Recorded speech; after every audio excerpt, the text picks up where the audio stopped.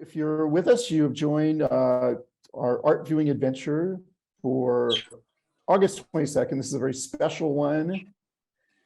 Some folks have had difficulty with the URL for connecting. So we are kind of working around that, but we are recording the program. So that's the good news, that one way or another, folks are going to get to see this.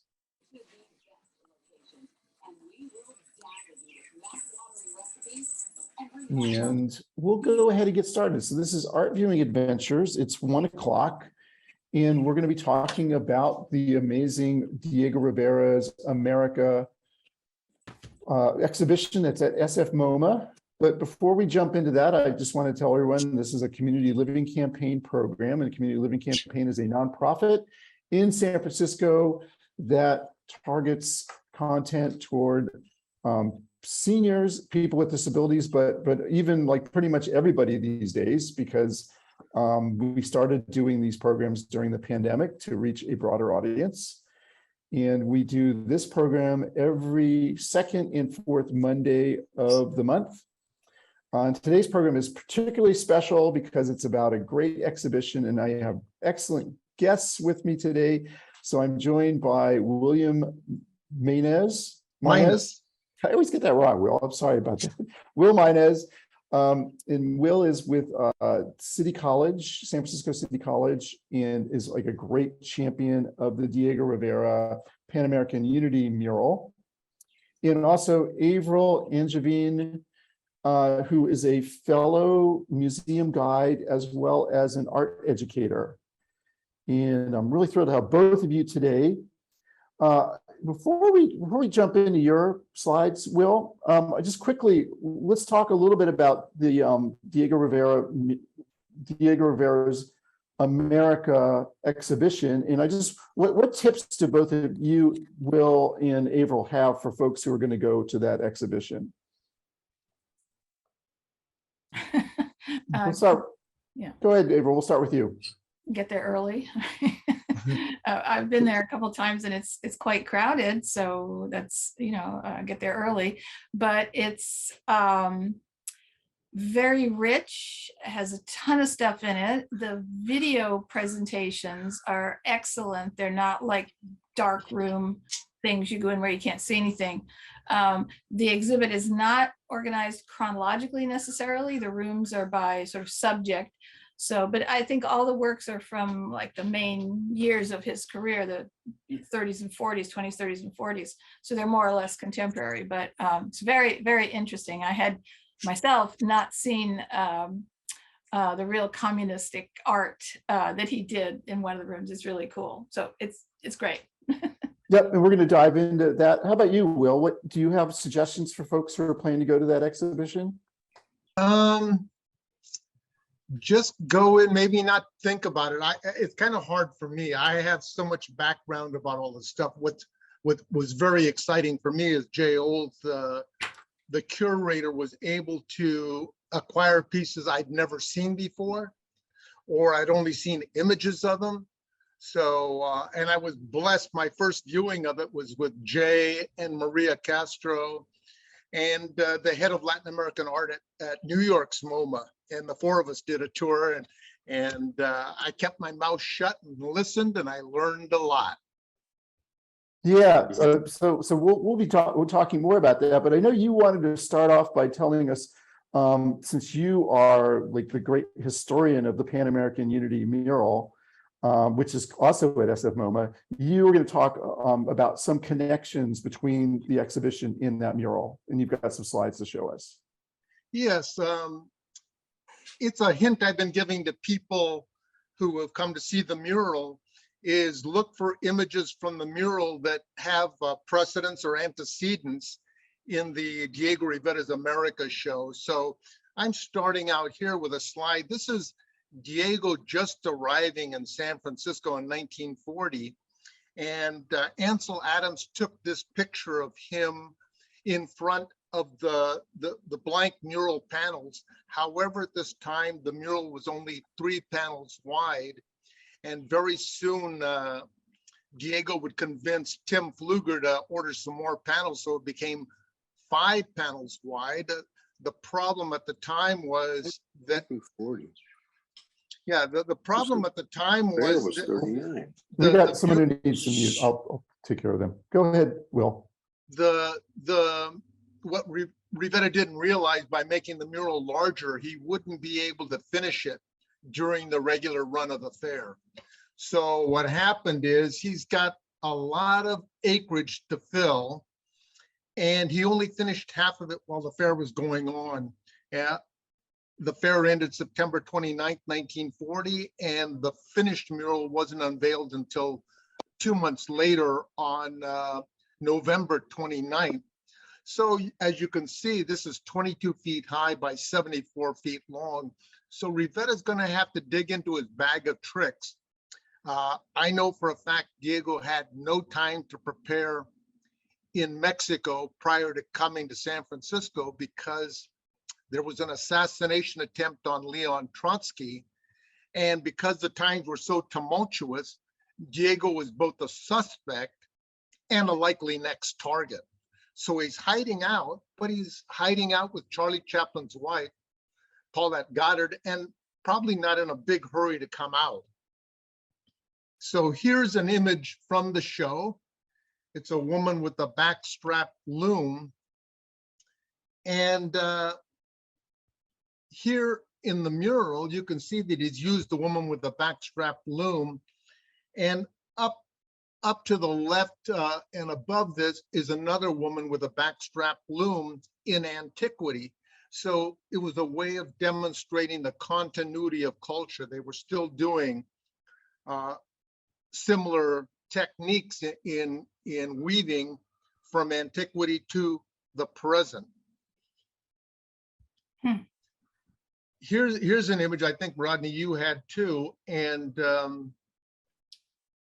this is a very important image because, as you can see, there's a swastika tattoo on this arm and it's being restrained by a worker, but it's a Soviet worker.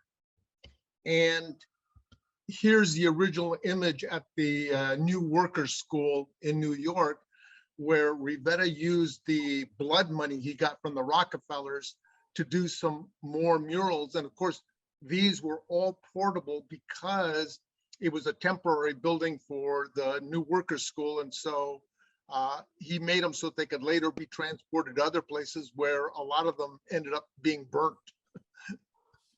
So here, as you can see, there's the swastika in the lower right-hand corner, and that swastika has the correct orientation that the Nazis used. Well, here's the mural. And as you can see, I'm gonna grab myself a pointer here. As you can see, this swastika is backwards. And the big irony here is that now it's the United States restraining the Nazis, because at this time, Stalin and Hitler are on the same side. Now, this swastika is kind of interesting that it's backwards. And of course, we know the swastika is an ancient symbol that the Anastasi used, that the Buddhists used. And so what is Rivera trying to show us by putting it backwards? Well, years ago, I was at the Casa Azul, Frida's house, and across the room, I saw the original drawing for this. And as I got closer, the swastika was backwards. And when I got right up to it, I saw the date was 1933, the year Hitler came to power. And I think that at that time, Diego didn't realize the Nazis would only use it one way. He inadvertently put it backwards, but it also means he brought the drawing with him, gave it to his assistant, and told him to blow it up to a certain size, and they dutifully put the swastika backwards. And as Freud said, sometimes a cigar is just a cigar.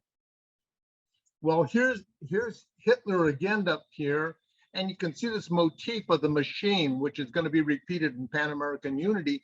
And again, here's a knife. This image here of a gas-suited figure over barbed wire with a bear trap on his feet will be repeated in Pan American Unity. And originally this, another drawing of this was meant to go into a mural he was going to do for General Motors at the 1934 Chicago World's Fair, but that contract got canceled in the wake of the Rockefeller incident. So here it is. Here's the gas-suited figure again. Oh, we have a problem here. Is there some way of moving the pictures? Oh, there you go. No, you can't see it. I'm trying to figure out how to. You're trying to move your pointer? I see a red pointer. No, right here above the pointer, there's a severed hand. And I'm just trying to figure out, my pictures are right in front of the severed hand. Are yours not covering it? No, Right, they're not covering it. We can see the entire picture. Okay, Bill. so you can see the severed hand. Well, that's a kind of curious story. Here's the severed hand that came out in the movie Un Chien Andalou, the Andalusian Dog, the first surrealism movie that was done by Luis Buñuel and Salvador Dali. Well, it turns out that Luis Buñuel, I'll go back to Luis Buñuel, was part of the Republican government in Spain. And so when their side lost, he had to flee, and he fled to Hollywood. And Charlie Chaplin gave him uncredited script work, writing gags for The Great Dictator, Charlie Chaplin's movie that's pointed out here. And so I think that the severed hand is Rivera alluding to Luis Buñuel without outing him, so that he didn't get killed by the assassins that seemed to be everywhere. This is me in front of the Stern Fresco. And the conservators invited me up to look at it before it got mounted in the show. And I noticed something that was kind of strange about this figure right here, who was Walter Hawes Jr. To my eye, he looked maybe a little bit brighter, slightly different palette, and certainly more in focus than the other children down here. And I remembered that Elise Hawes, the mother of these children, and the daughter of Rosalie Stern, the owner of Levi Strauss, that Elise had written an oral history. And in reading it, it turned out that this is Peter Hawes, that's Rhoda Hawes. This is Dega, Rhoda's imaginary friend. But it turned out that Walter didn't want to be in the mural until he found out that his siblings were in it, and then he wanted to be in it. So Diego had to retroactively put him in. And what he did is, it's a fresco, so he had to cut out plaster. And MoMA had a series of photos by Ansel Adams, and sure enough, there was a photograph showing Rivera painting Walter in. However, you could see that the rest of the mural was finished. So he was the last figure put in, and that's why he's got a slightly different look. This is Gladys March. Her portrait is up in the Rivera show. And what's interesting about her is she took dictation from Diego for a number of years, and that formed the basis for Diego's autobiography, My Art, My Life. And in the book, which is a very slim book, only about 150 pages, she writes at the start that she took thousands of pages of notes. And so for 15 years, I looked for those notes. And because of this portrait, I was finally able to track down the notes in Canada. And my late partner, Julia Bergman, and I spent some time in the bowels of a building, which I'm not allowed to name, transcribing her raw notes. We weren't allowed to photograph them. And of course, Julia cheated. She knew shorthand. I didn't know shorthand, so we're writing this stuff out longhand, and got a lot of insights into Diego. And actually what was very interesting is the stories that didn't make it into the book. And lastly, I want to pay homage to Nieves Orozco. This portrait, Desnudo con Alcatraces, nude with calla lilies, is part of the show. And this is Nieves, the model for that. And in 2006, I interviewed her in front of an image in the mural. And she told me that she posed like that with her back because she was pregnant. Oh. This is her as the nude attendant to Paulette Goddard in the portrait that Diego did of her. And this, La Madrigona, the woman in white, is another one of the images in the show. Here's her as a young woman. And I think, my personal opinion, she was the model for the Tehuantepec sculptress. And so when I interviewed her in 2006, I sat her in front of this image. She, however, didn't think it was her, but I took some of the film footage I shot of her and compared, components there, and I think it was her. So anyway, those are the images that are, those are among the images. Oh, so we got to mute somebody. Hold on, Will. Okay. Okay, go ahead. Yeah, so these are amongst the precedents for the images when Diego got here to do Pan American Unity. He invented the whole mural in 7 weeks, and he painted the whole thing in 4 months. Wow. I mean, that is one of the great takeaways of this whole exhibition is, and you and I talked about this, Will, that these murals, you really have to work very quickly, and it's kind of like, there's no undo button. No, well, you have to, if you screw up, you have to literally chisel it off. And Diego signed a contract as he left San Francisco to come back and triple the size of this mural. And so the rest of it wouldn't have been on portable panels. It would have been painted in situ at City College. But World War II segued into the Cold War. Rivera's a communist. Timothy Pfluger dies. So Rivera never came back. And this is his coda right here. He came into the United States through San Francisco, and he left the United States through San Francisco. San Francisco are the bookends of all Rivera's working time in the US. Yeah, so it seems very fitting that we have this great Diego Rivera's America exhibition now at SFMOMA, and then, of course, the Pan American Unity is available for all to see in the gallery off Howard Street. So, Will, thanks for sharing that. And Will's been this is Will Maynez telling us about the connections between the exhibition and the Pan American Unity mural, which has been available at the museum and will be into next year. Will, when do we think? What's the agreed upon time for the mural to be on display at SFMOMA? Well, right now we've got it extended until January of 2024. However, the big problem is that City College is not going to have a new home ready for it. So what happens to it after it leaves MoMA is the big question mark. Yeah, so that may be something we continue to talk about on the show. Will, why don't you stop sharing your slides? We're going to look at some more images. And while you're doing that, I do want to just tell everyone there have been some problems with the links for people to get in. Something changed at Community Living Campaign. So they're going to look into that. I apologize. It's kind of funny for me. I've emailed links to many of you, and so many of you actually, it almost looks like there's this cult of Rodney Paul personality. We've got Nikki here too. Nikki, actually, we had some folks unmuting. So Jennifer, if it's possible, can you make Nikki a co-host also of the show?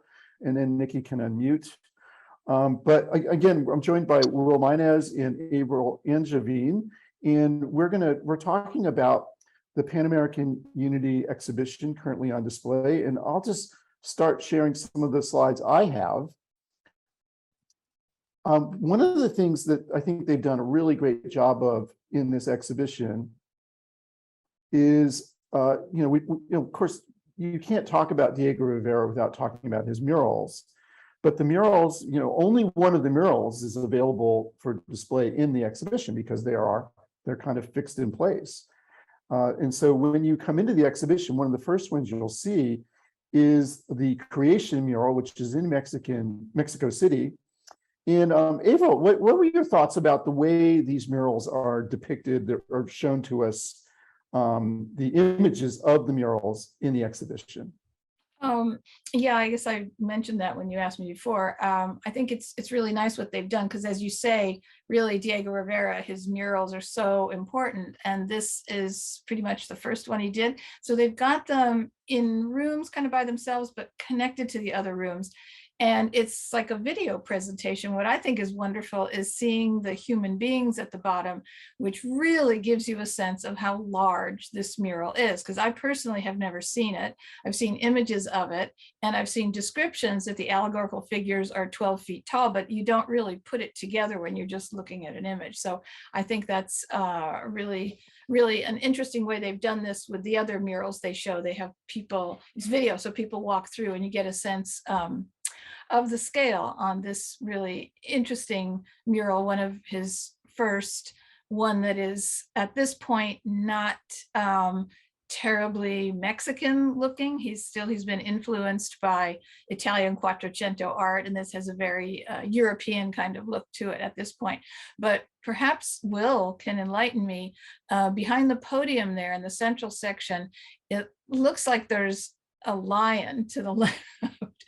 And see are there lions in Mexico? I don't know why it's very cool. There's a bull on the other side. I get that, but why the lion is there, I don't know.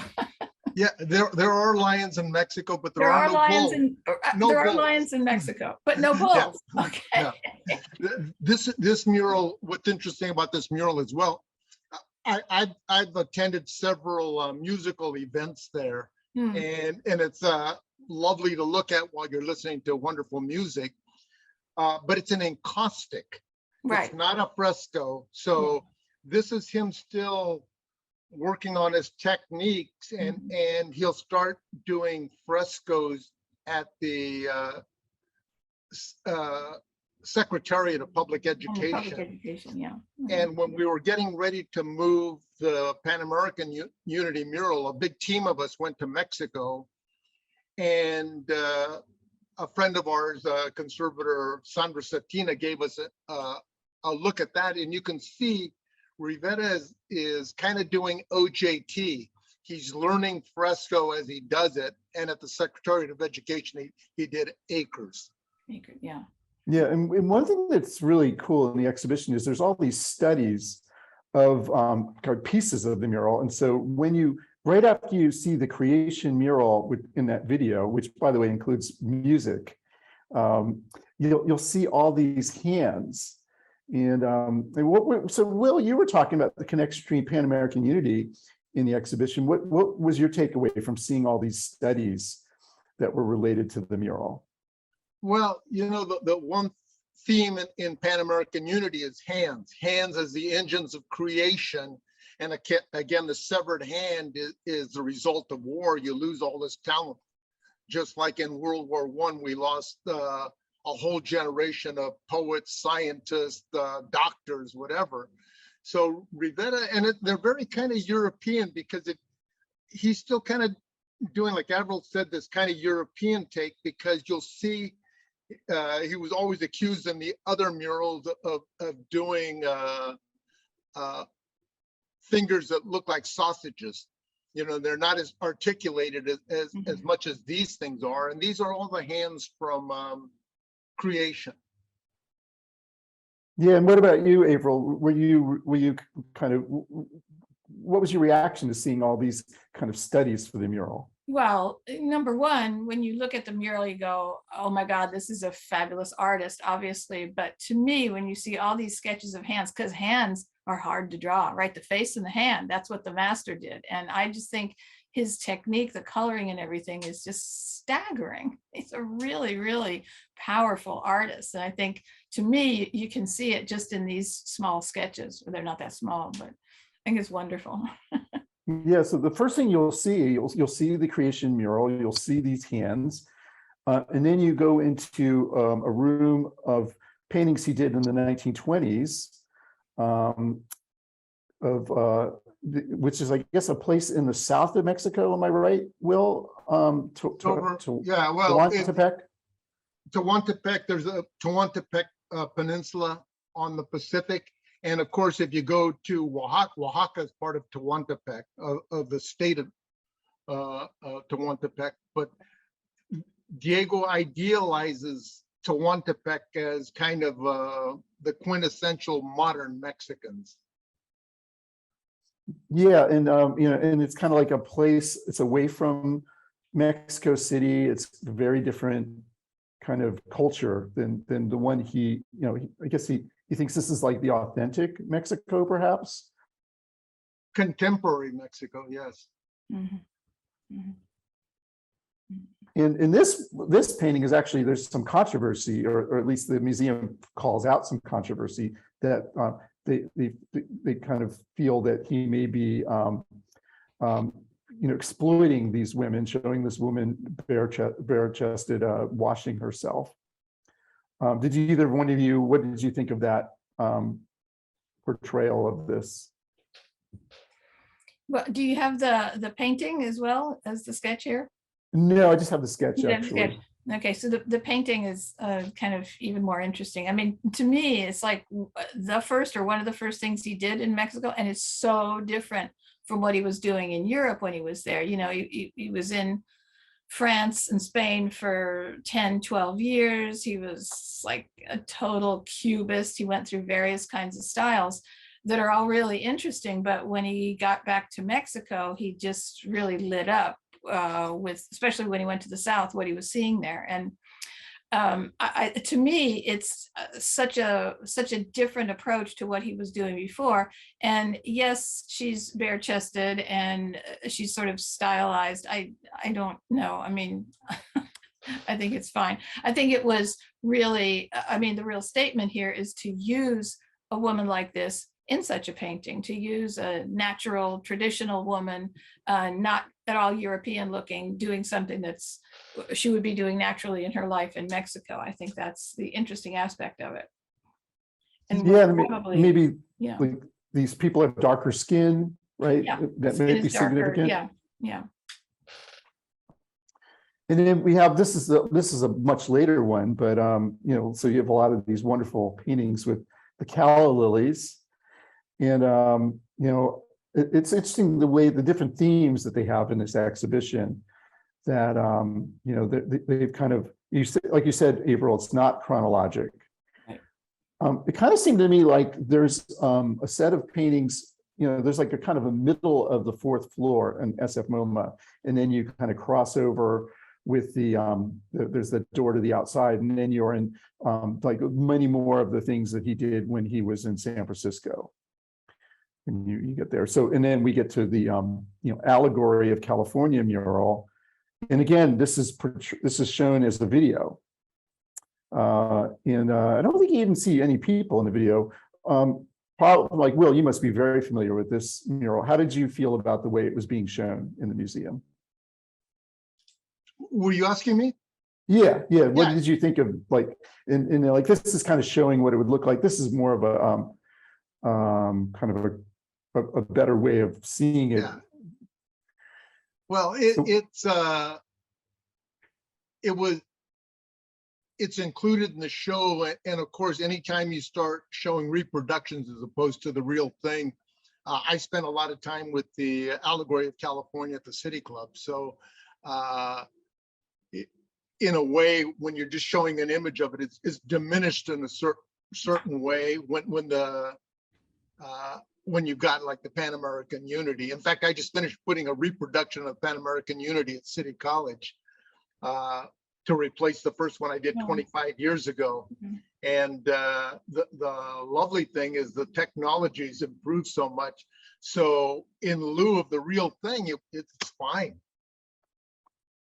Yeah, it's funny. I mean, you could really, it's not that far away to go to the City Club, although you have to make an appointment to see this thing.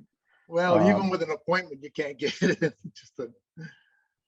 It's, Uh, go ahead. Well, I think San Francisco City Guides has a tour of this, and unless I'm mistaken, I think it's operating now. Yeah, yeah, What the about, only, go ahead. No, you go No, ahead. it's one of the one, it's kind of an irony. Diego Rivera did this, and it's kind of inaccessible because the city guides only do the one tour a month, I think, and it's kind of limited to how many people can go. So it's the one that most people are not very familiar with. Yeah, and I think you feel very strongly like these murals should be getting as many visitors as possible. That's one of the great things about where Pan American Unity is right now. Yes. But what about for you, Avril? What are your what like really strikes you about this mural?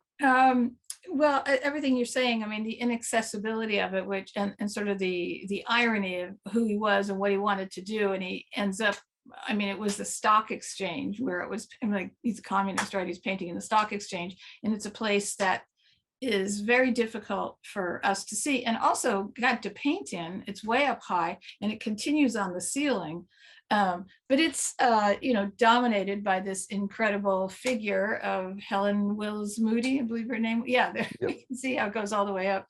And there's a sketch of her, which again, his sketches are the things that just really knock me out. But she was a quite well-known figure around town. She was a tennis champion, and even after that, she's really well known in the Bay Area. I believe, I hesitate to say anything in front of Will, I might be wrong, but I believe that his original ideas for this mural, the figure was much more Mexican looking than it ends up being, because he's now using Helen Wills Moody as a model. But she's, I guess this is the figure of Khalifa, the woman of California, holding, again, you're right, the hands, the fruit in the hands there. I guess a figure of the wonderful bounty of California. I guess that's Luther Burbank, apparently messing with a plant there, kneeling down, and next to him with the airplane is Peter Stackpole, who became a quite well-known photographer.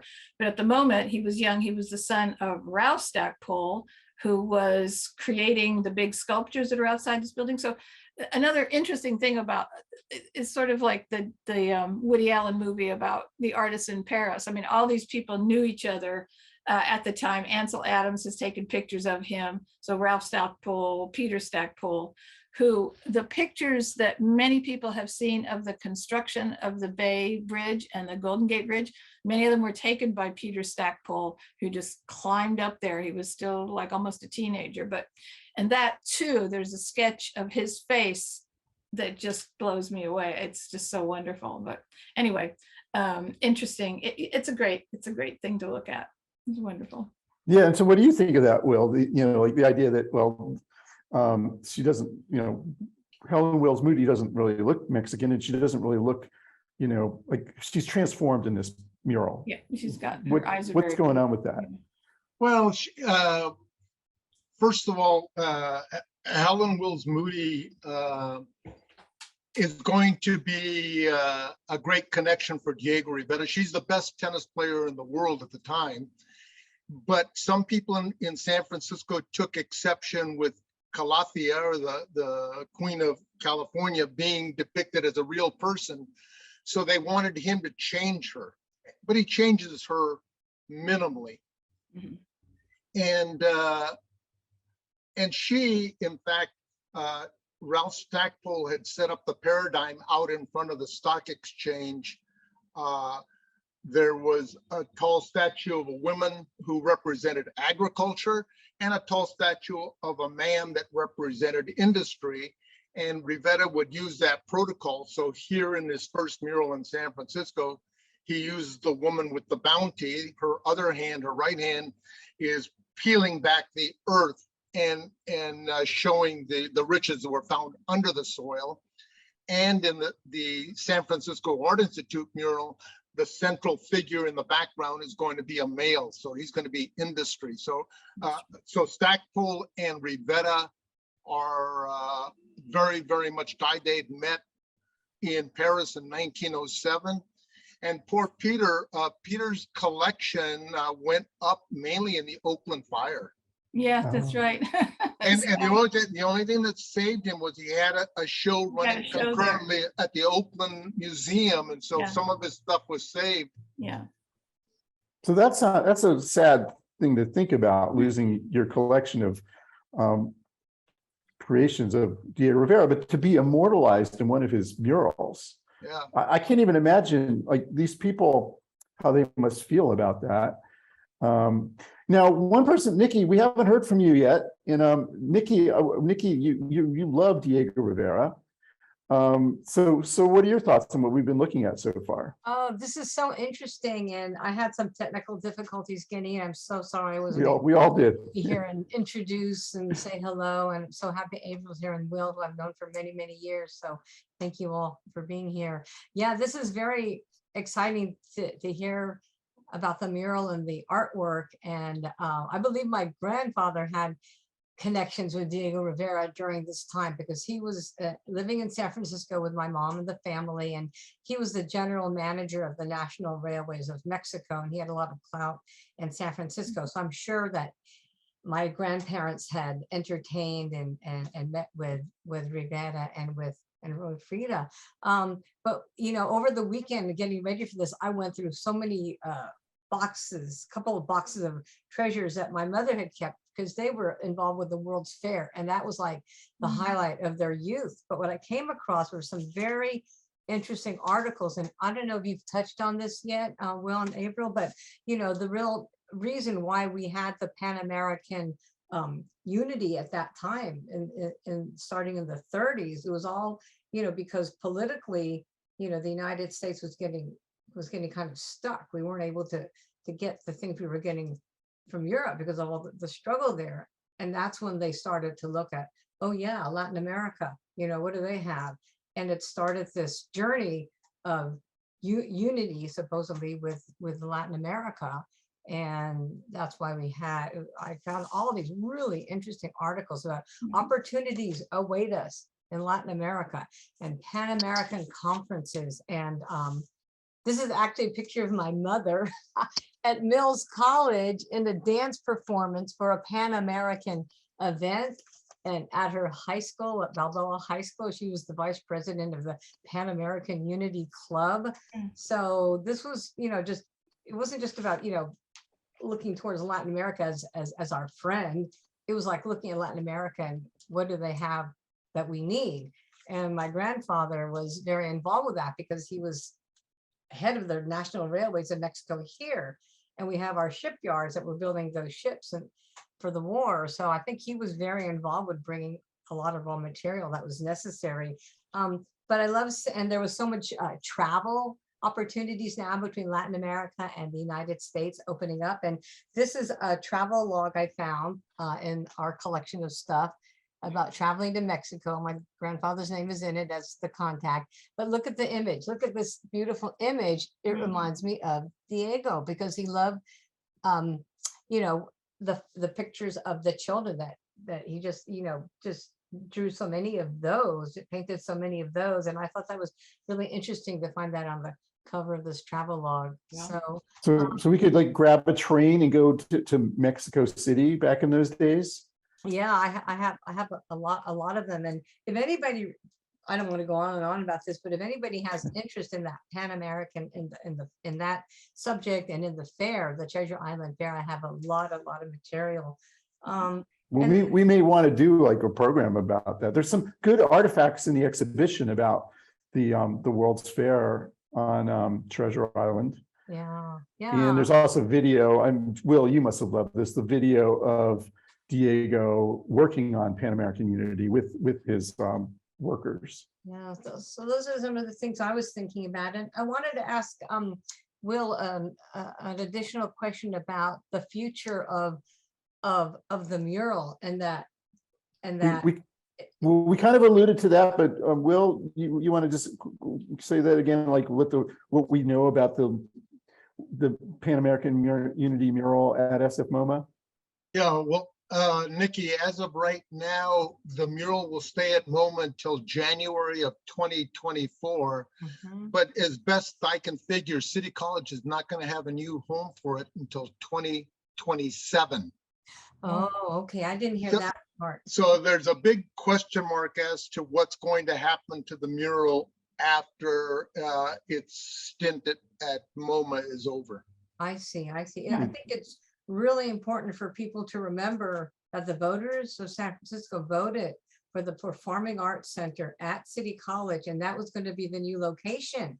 It's the perfect spot for the mural to come back to City College. And I was talking to somebody about this, and I was thinking, well, it seems to be doing really well at the MoMA, but I was told that that Performing Arts Center at City College is going to be a real draw for people on the west side of the city to be able to enjoy more performing arts. Because right now, you know, we have to go downtown or towards Valencia Street, or places where the theaters are, and to have, you know, a state of the art performing arts center on this side with the mural, I thought, yeah, we really need to make sure that that does happen at whatever timeline, you know, that's possible.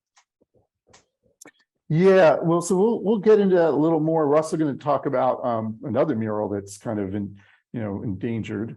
And this is actually, I know Avril, you wanted to talk about some, like, his Rivera's how he portrays heads in some of these murals. And you like pointed out this one, and then you compared it to this one, which is not a Diego Rivera image.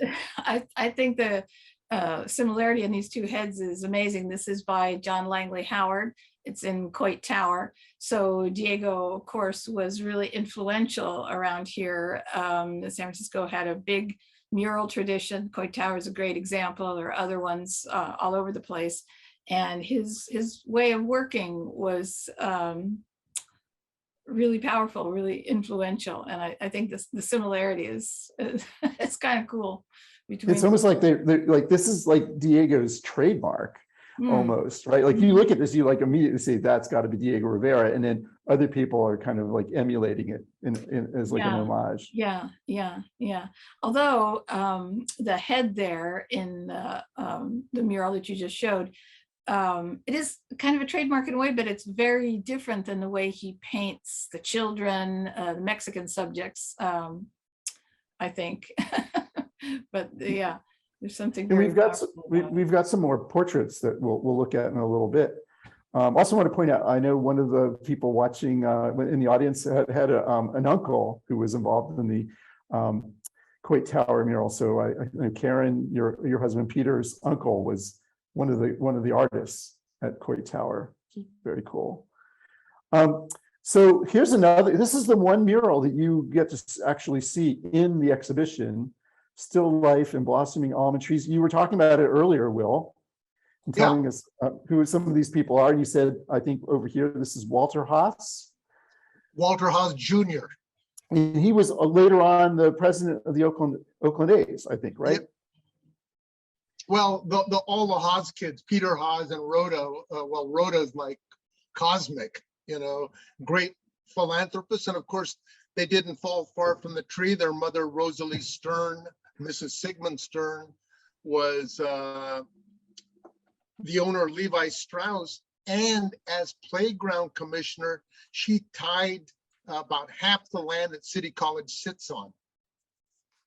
Wow, very, very, very important family, right? Yes. Very important to SFMOMA. Of course, we have Stern Grove.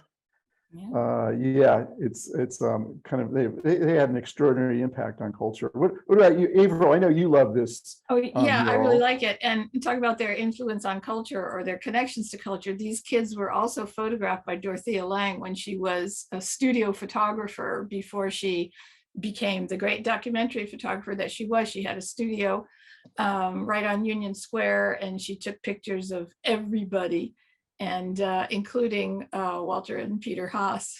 It's kind of cool. Yeah, and Will and Avril, you're both kind of alluding to this golden era in San Francisco of culture, right? When Diego's there at a time when he's just rubbing elbows with all these other amazing luminaries.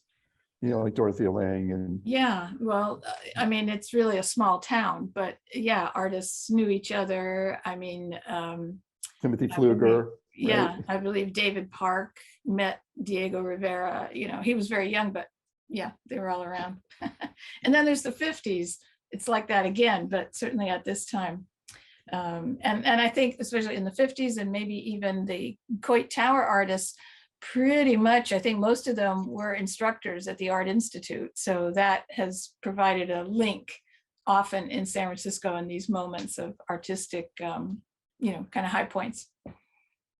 And what about you, Will? How did you feel about being able to see this mural in person? Well, the only time I ever got to see it, it was at Stern Hall at UC Berkeley, and it was between semesters when all the women who lived there, it's a women's dormitory, Yeah. when they were leaving, and then you could get in there to see it.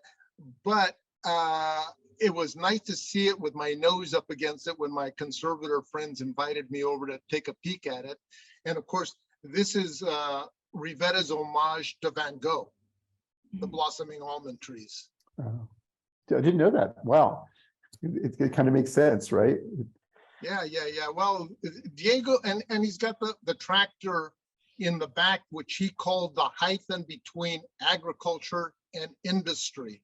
Yeah. So Rivera's putting all kinds of allegories in here, and Julio Ramos, who is an emeritus professor of Spanish and Portuguese at UC Berkeley, wrote an essay in Spanish called Allegory de California, which is just the most beautiful thing to read, as he explains a lot of this stuff and talks about the Spanish language.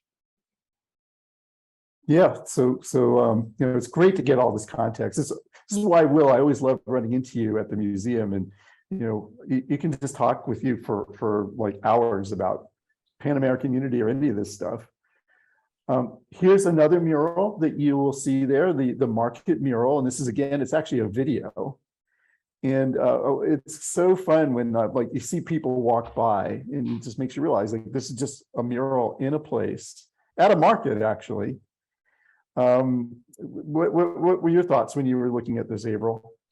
One of the things I like about it is the way he acknowledges the canvas that he's working on. In other words, the architecture. And I love how he has people sitting on the top of the door and so forth. And that's great. It's really, yeah, okay, I've got to work around this door. I'll just use it. And it's the recession going way far in the back. And like most of these murals, they just use up every inch of space possible. So there's tons of activity, but I really like people sitting on top of the door. Why not? Yeah. And what about you, Will? How did you? Yeah. These animated things, what I really liked of and frankly, it's not my idea. Jay Olds, the curator, pointed out to me that for the most part, they're static, and then you get to enjoy the scene, and then a couple of people will walk by, which gives it scale. And so the thing is animated, but it's not intrusive. In the creation, you had the musicians out in front. And sometimes you just think you're looking at a static image until somebody walks across the screen and gives it a little bit of a human touch. Yeah, it's a little bit surprising almost when that happens. Yeah. But again, I think it's cool because this is not your typical 8-foot door. This is maybe a 25-foot door. So until people come in front of it, you don't realize how huge this is. Which is cool. Yeah, I think for me, it made me really want to be there. You're like, oh, this is just a place that I could go visit sometime. Yeah. So we wanted to talk about some of the portraits that are in the exhibition, and they're really like, they give you very different ways of seeing people. And I know, Avril, you had kind of a strong reaction to this one. What were your thoughts when you were looking at this painting? I thought that his portraits in this exhibit are among the strongest. Not imaginary portraits of imaginary children, or they're real children, but when he's doing a portrait, he did lots of them, to earn money and so forth. There's one of Edsel Ford that I think is really kind of cool. And the one of his first wife, I guess his second wife, Lupe, that's incredible. But this one, I find, I don't like it. Yes. That's just, I don't like it. I don't find it successful, but I don't know why. So, as I said, some of his portraits are really photographic almost in the way that his images of children and mothers are not. But this is one I don't think that is, it's stylized and I don't know why, but you know, So it rubs you the wrong way. What about you, Will? it rubs me the wrong way, yeah. I would agree with Avril. It's not one of my favorites. There's a lot of other portraits I like better, but a guy's got to earn a living. Yeah. Yeah, right. I mean, for me, the thing that exactly. really blew my mind was I read the wall text, and Frances Ford Seymour was Henry Fonda's wife, and I'm thinking, oh, was that Jane Fonda's mother? Because I remembered her mother committed suicide, and so it's sort of like the backstory to some kind of dark chapter in Hollywood history. And then I guess Frances de Villers Brokaw was Jane Fonda's either sister or half sister. So just I found that kind of interesting. Yeah. And then there's this picture of Lupe. Am I saying that's right? Lupe Marin, or how is Diego Rivera? So this is his ex-wife. Oh. How is he portraying her? What do you think she thought of this painting? Either one of you. Or Nikki. Well, yeah, wow. First of all, oh yeah, you have the size there. This is quite large picture. And she is so powerful. Talk about hands. Her hands are bigger than her feet there. And she, with the mirror behind her, she's reflected, she's in a room. She's so powerful looking. I would imagine she liked this. I mean, she appears totally dominating and strong. And I bet she was. So I think if that's the case, he's captured it. I think as an image, I think it's sensational. If I were asking for a portrait of myself and got this, I'm not positive what I would think, but he wouldn't paint me like this. I'm not like that. I'm not like that, but it's an incredible, I like the way she's kind of leaning back and thinking. Yeah, I don't know. What about you, Will? What was your reaction to this? Yeah, I love this painting. And of course, Lupe is one of the figures in the creation. She's Right. also a figure in the Chapingo Chapel. So he used her a lot. She definitely was a force of nature. Yeah. And though it's not part of the show, the painting he does of his one of his daughters, Ruth, it is also kind of the same thing, kind of stylized, very forceful. And that one has a mirror in it also, doesn't it? The painting of Ruth? Yes. And it was kind of funny that he really didn't do one of Doctora Guadalupe Rivera Marin, his other daughter, is a great friend of mine. And I've never seen, well, I have seen a painting of her, but not one where she's the sole subject. And she's Pico. She's in one of the paintings of the kids. She's the two girls together. Pico is his daughter. And when she was here, the last time she was here, she's getting up there and she's a little bit frail. But the last time she was here, I gave her a picture of her and her sister, at 11 years old, and her sister and Diego at the Casa Estudio in San Angel. And the photo had been taken by George Gershwin. Wow. We've been doing a lot of name dropping in this, this show. It's amazing. Will, was Lupe, was she an artist herself? Because it's interesting, the focus on her hands in this painting, right? And the big jewelry and stuff.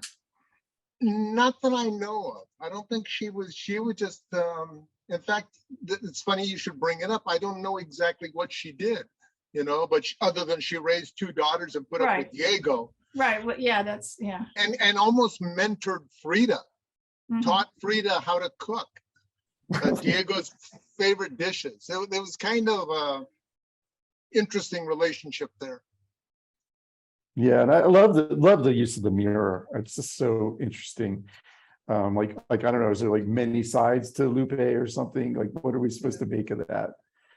Well, like Great. Avril pointed out, you know, he did the same thing with Ruth, the daughter. And I think it's just the conceit he uses.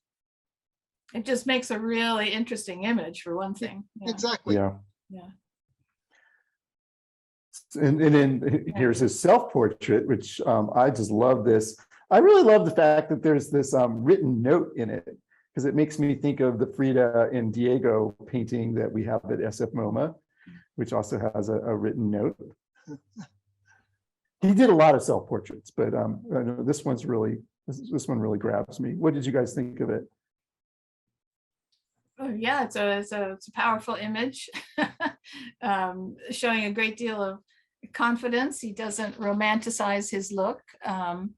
You know, who he was, he must have been just an extraordinary personality. He had connections with all sorts of women all through his life, which he's no George Clooney, but he must have had just an incredible personality. And I think this comes across here. And actually the tradition in Mexican painting of a little banderole or something was writing on it. He's doing that here.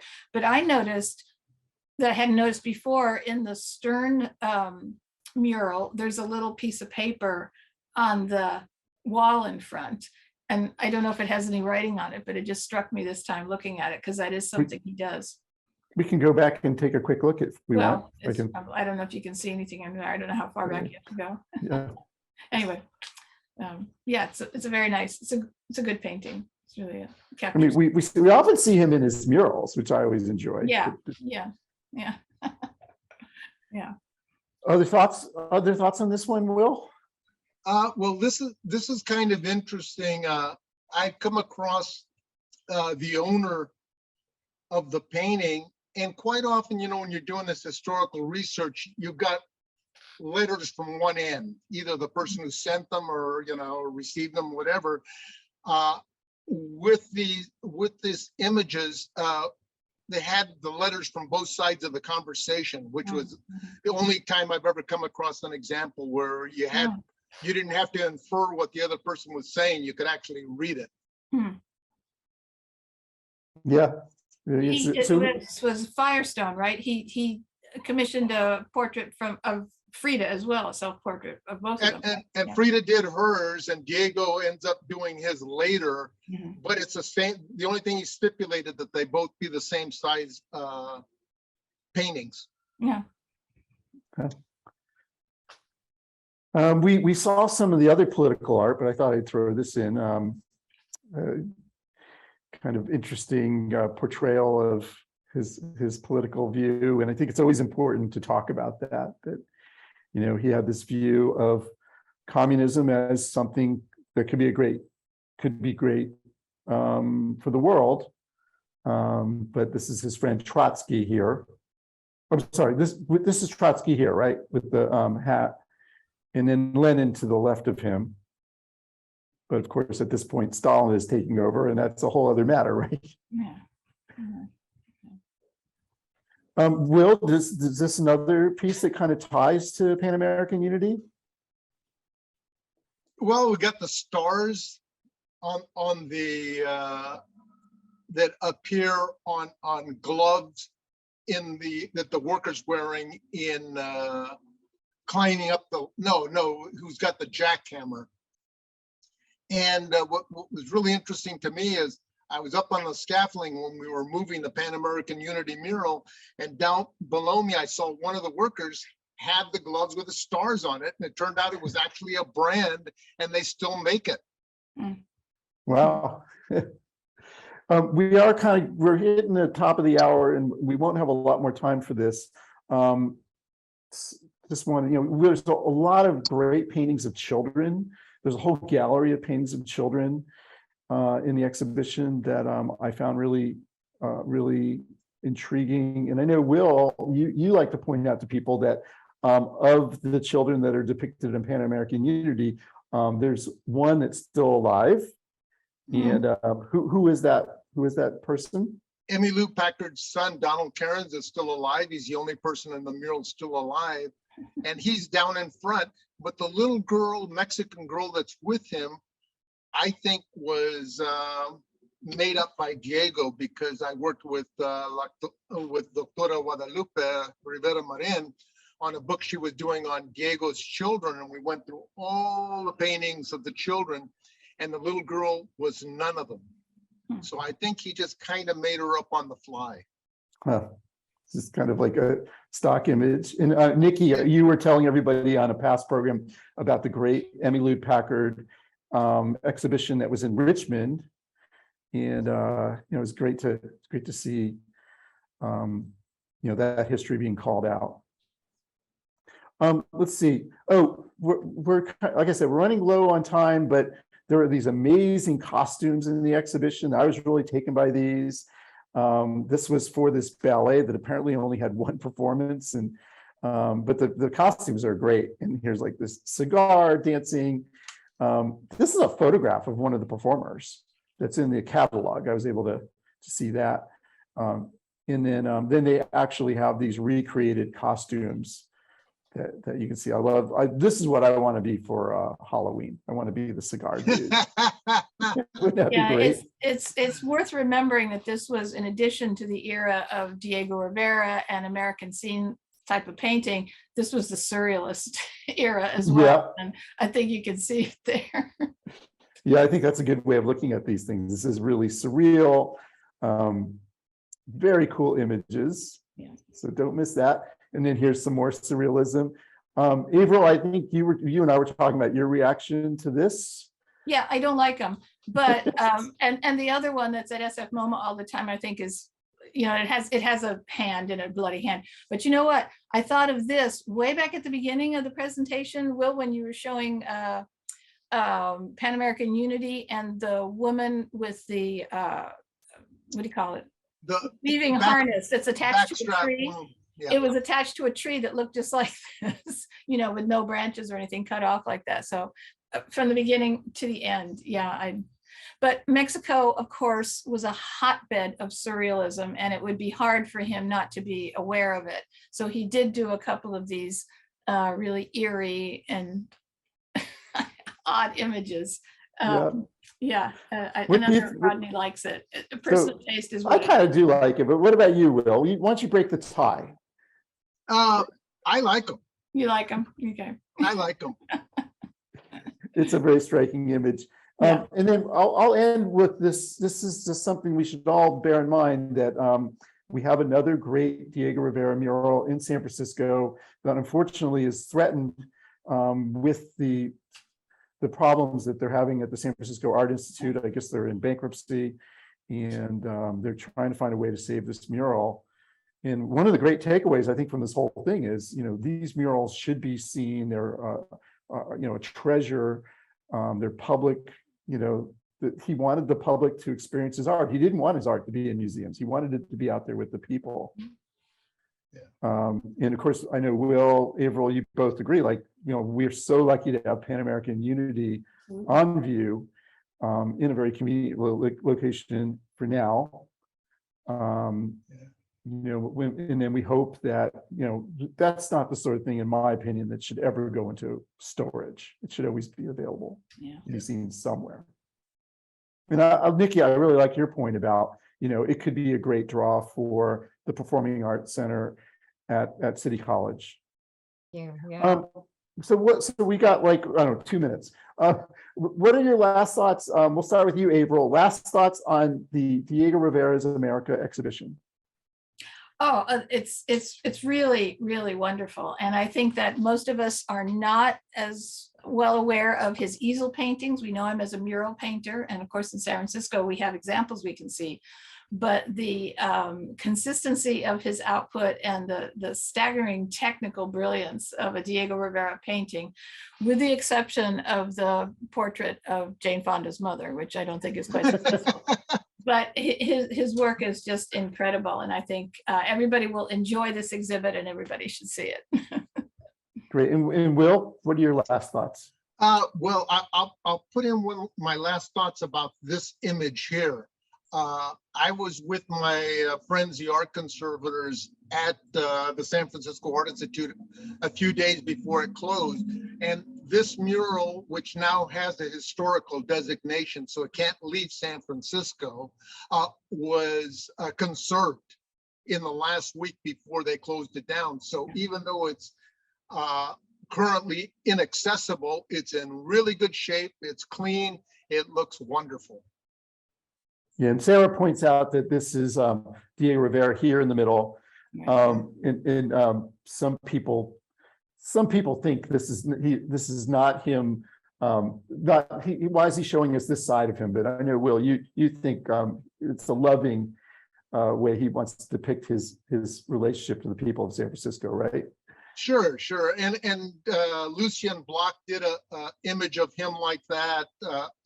Bernard Zakheim did. If you were going to find Diego Rivera, this is how you would have found him if you walked into the room. So He would have had his back to you. Yeah. with his back to you, working on his mural. Yeah. Well, I want to thank Avril, you and Will both for coming on the program. It's been, I've loved talking about this stuff with you. You know, and we need to talk more about Diego Rivera because he's just has such an important connection to San Francisco, and this is a great exhibition.